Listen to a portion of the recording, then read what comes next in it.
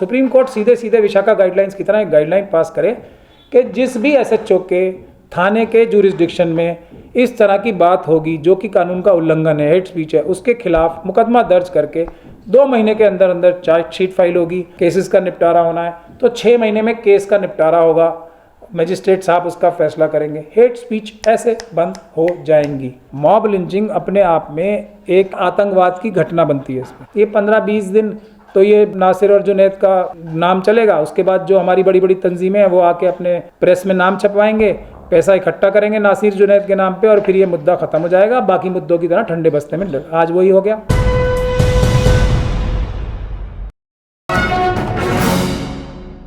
कल एक supreme court ने टिप्पणी की है हेट स्पीच को लेकर, उस पर कपिल सिब्बल का बयान आज काफ़ी वायरल हो रहा है। उन्होंने कहा है कि वो चांद लाने जैसी बात है हेट स्पीच पर पाबंदी लगाना।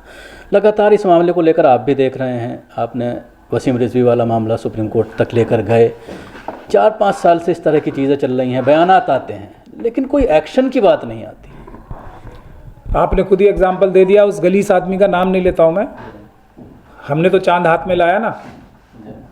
तो भारत के संविधान में आपने वकील साहब का नाम लिया है, भारत के संविधान में वकील साहब इतनी ताकत है कि वो चांद भी हाथ में दे सकता है अगर हौसला हो, अगर ईमानदारी हो, अगर ईमानदारी का जज्बा हो, मेहनत करने की ताकत हो और थोड़ी बहुत जहानत भी हो। तो वसीम रिजवी साहब, सॉरी मैं नाम नहीं लेता, निकल गया मुँह से, वो आप कुछ बोल रहे हैं कुछ भी, कोई हेट स्पीच बोल पा रहे हैं? इसी सुप्रीम कोर्ट ने, इसी संविधान ने, और हमने सुप्रीम कोर्ट में बहस करके ये ऑर्डर लिया था, वो चुप बैठे ना। अब तो वो सिर्फ रो रहे हैं कि मैंने तो सब कुछ कुर्बानी दे दी, घर वापसी भी कर ली, लेकिन अब मैं आत्महत्या करने पे मजबूर हो रहा हूँ, ये सब कह रहे हैं ना वो, क्योंकि मुझे कुछ नहीं मिला, ना खुदा ही मिला ना विसाले सनम, मतलब ज़मीर भी बेचा और हाथ कुछ ना आया, ऐसा वो रो रहे हैं। ये है भारत के संविधान और न्यायिक व्यवस्था में ताकत। मैं इन बड़े वकील साहब को बताना चाहता हूँ, ये डिमोरलाइजिंग बातें ना करें तो अच्छा है। अब ये जो हेट स्पीच चल रही है, ये सुप्रीम कोर्ट में सब लोगों को पता है कि कोई या तो ऐसी गाइडलाइन पास करे सुप्रीम कोर्ट के ट्रायल कोर्ट्स जो है इन केसेस में तुरंत फैसला करेंगी। अगर वो गाइडलाइंस पास नहीं होती तो सुप्रीम कोर्ट में कंटेम्प्ट फाइल करना, मैं नहीं समझता, इससे पब्लिसिटी तो हो सकती है, हासिल कुछ ज़्यादा नहीं होगा। मेरा अभी आपको वक्त तो ये बता ही देगा, फ्यूचर टाइम, हासिल कुछ नहीं होगा। हाँ, कुछ लोगों को पब्लिसिटी ज़रूर मिल जाएगी कि सुप्रीम कोर्ट ने ये बात की और सुप्रीम कोर्ट ने ऐसी ऐसी टिप्पणियाँ की। ये टिप्पणियाँ तो ऐसी हैं कि मैं कहूँ कि आप ये ग्रीन कलर की शर्ट पहने और मैं ये ग्रे कलर की शर्ट पहना हूँ, ये तो सबको ही पता है कि हेट स्पीच बुरी बात है। सुप्रीम कोर्ट के मुंह से आने से भी कोई फ़र्क नहीं पड़ रहा। हाँ, ऑर्डर की शक्ल में आए कि जो ये कहेगा तो लोकल एसएचओ की जिम्मेदारी होगी अगर एफआईआर दर्ज ना हुई। और आजकल तो जो यूपी सरकार है और दूसरी सरकारें हैं, एक नया फार्मूला आरएसएस और बीजेपी की सरकारों ने इख्तियार कर लिया ना कि पुलिस वाले खुद ही एफआईआर दर्ज कर लेते हैं। हो रहा है ना, ये उत्तर प्रदेश में तो दबा के हो रहा है। और ये 59 जो दिल्ली दंगों की जो एफआईआर दर्ज की है, नाइट ड्यूटी ऑफिसर का तो यही काम है। अच्छा, ये मुझे ये नहीं पता है, तो आप ही इन्वेस्टिगेशन करके बता सकते हो, लेकिन पुलिस वालों की नाम से हो रही। तो सुप्रीम कोर्ट सीधे सीधे विशाखा गाइडलाइंस की तरह एक गाइडलाइन पास करे कि जिस भी एसएचओ के थाने के जुरिस्डिक्शन में इस तरह की बात होगी जो कि कानून का उल्लंघन है, हेट स्पीच है, उसके खिलाफ मुकदमा दर्ज करके 2 महीने के अंदर अंदर चार्जशीट फाइल होगी। और जैसे एमपी एमएलएस के केस में और दूसरे केसेस में जो इलेक्शन पिटिशंस होती हैं, 6 महीने में केसेस का निपटारा होना है, तो 6 महीने में केस का निपटारा होगा, मजिस्ट्रेट साहब उसका फैसला करेंगे, हेट स्पीच ऐसे बंद हो जाएंगी। तो ये रास्ता है। अगर ये ऑर्डर ये बड़े वकील साहब, सारे बड़े वकील साहब मिलके ले सकते हैं सुप्रीम कोर्ट, तो सुप्रीम कोर्ट जाएं।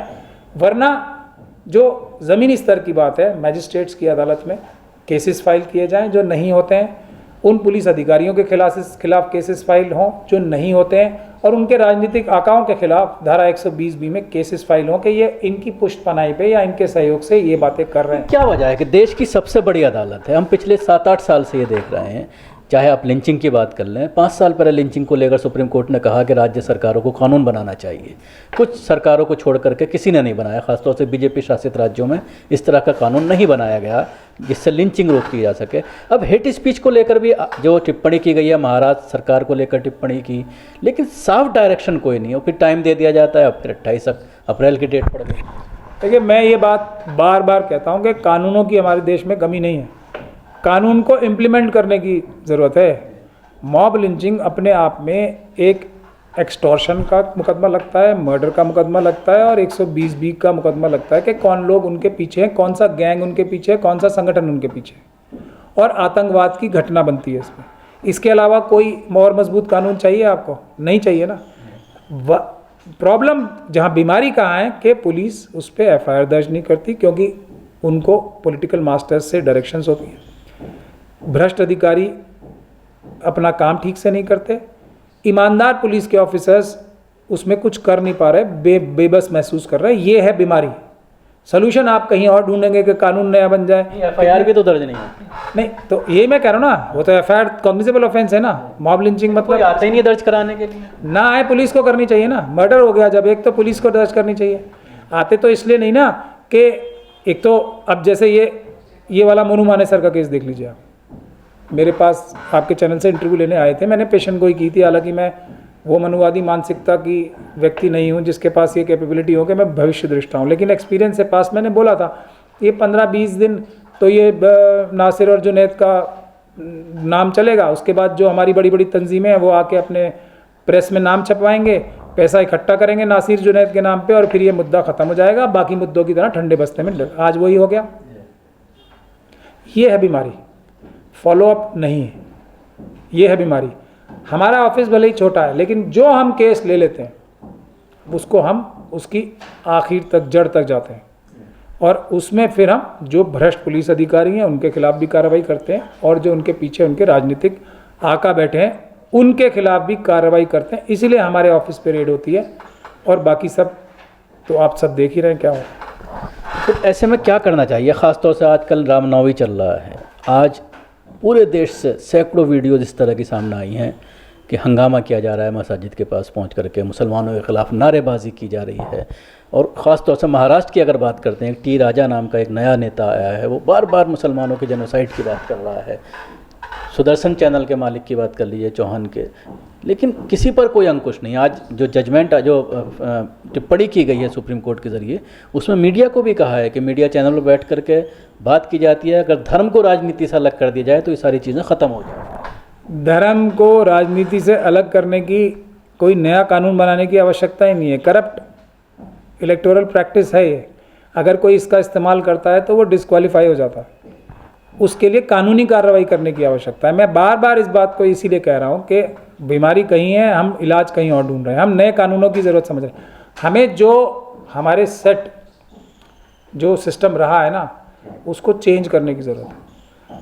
जो सेट लॉयर्स का एक ग्रुप रहा है जो अल्टीमेटली अपनी बेबसी दिखाते हैं कि हमने इतनी मेहनत कर ली लेकिन रिजल्ट कुछ नहीं आया, उनको छोड़ के जो इफ़ेक्टिव लॉयर्स हैं उनको इस्तेमाल करना शुरू करें तो आप देखेंगे ऐसे सैकड़ों वकील हैं जिनकी पब्लिसिटी नहीं हो पाती है उतनी जितनी कि ये हाई फ्लाइंग लॉयर्स, उन क्रिमिनल जो मीडिया वाले हैं जो अपने आप को so called main stream media बताते हैं, उनके नेक्सस के थ्रू वो कोई भी काम सिर्फ दिखावे के लिए करते हैं, उनकी पब्लिसिटी हो जाती है, वो बड़े लॉयर्स बन जाते हैं। जो एक्चुअल ज़मीन पे रह के लॉयर्स काम कर रहे हैं, दिल्ली दंगों में भी आप उन लॉयर्स के, मेरा तो फिर भी थोड़ा बहुत नाम जानते हैं, जिन्होंने एक्चुअल ज़मीन पे काम किया ना, उनके नाम तक नहीं जानते। उन लोगों के नाम आप अखबारों में पढ़ते रहते हैं कि जिन्होंने ज़मीन पे दिल्ली दंगों के लिए कुछ नहीं किया बल्कि ख़राब किए, और जिनका नाम आप बार बार ले रहे हैं ना, उन्होंने एक केस को विड्रॉ किया